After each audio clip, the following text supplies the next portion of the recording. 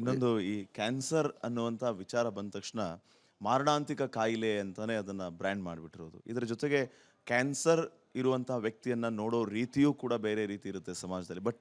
But ಈಗ ಆ ರೀತಿಯ ಕಾಲ ಇಲ್ಲ ಅಂತ ನಾನು ಅನ್ಕೋತೀನಿ.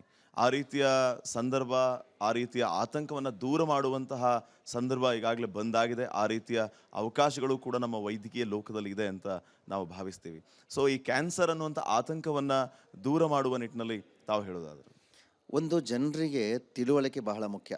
ನಾವು ಸ್ವತಂತ್ರ ಪೂರ್ವ ಕಾಲದಲ್ಲಿ ಇನ್ಫೆಕ್ಷಸ್ ಡಿಸೀಸ್ನ ಹೊಡೆದಾಡಕ್ಕೆ ಹೋದ್ವಿ. ತುಂಬ ಕೆಮಿಕಲ್ಸು, ಆ್ಯಂಟಿಬಯೋಟಿಕ್ಸು ಅಥವಾ ಫುಡ್ಡಲ್ಲೇ ಆಗಲಿ ಎಲ್ಲ ಮ್ಯಾಗ್ನಿಟ್ಯೂಡ್ ಜಾಸ್ತಿ ಮಾಡೋಕ್ಕೆ ತುಂಬ ಯೂಸ್ ಮಾಡೋಕ್ಕೆ ಶುರು ಮಾಡಿದ್ವಿ ಅನಿಸುತ್ತೆ. We concord infectious diseases, non communicable diseases, cancer, diabetes, ಹೈಪರ್ಟೆನ್ಷನಿಗೆ ಬಂದ್ವಿ. ಮತ್ತು ಅವು ಕಾನ್ಕೋರ್ ಮಾಡೋಕ್ಕೆ ಹೋದ್ವಿ. ಮತ್ತು ಕೋವಿಡ್ ಮತ್ತು ಇನ್ಫೆಕ್ಷನ್ ಕಡೆಗೆ ಬಂದಿದ್ದೀವಿ. ಈ ಕ್ಯಾನ್ಸರಲ್ಲಿ ಭಾಳ ಮುಖ್ಯ ಅಂದರೆ ತಿಳುವಳಿಕೆ ಭಾಳ ಮುಖ್ಯ. ಕ್ಯಾನ್ಸರ್ ಕೂಡ ಏನಾಗುತ್ತೆ, ಒಂದೇ ಕ್ಯಾನ್ಸರು ಇಬ್ಬರು ವ್ಯಕ್ತಿಗೆ ಬಂದರೆ ಯಾವ ಏಜಲ್ಲಿ ಬಂತು,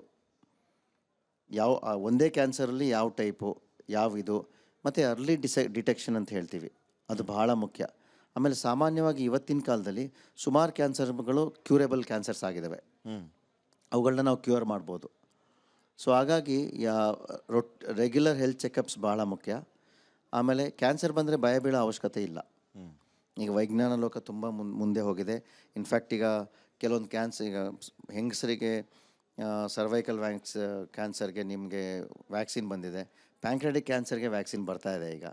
V are into that level of finding a vaccine to many of the cancers.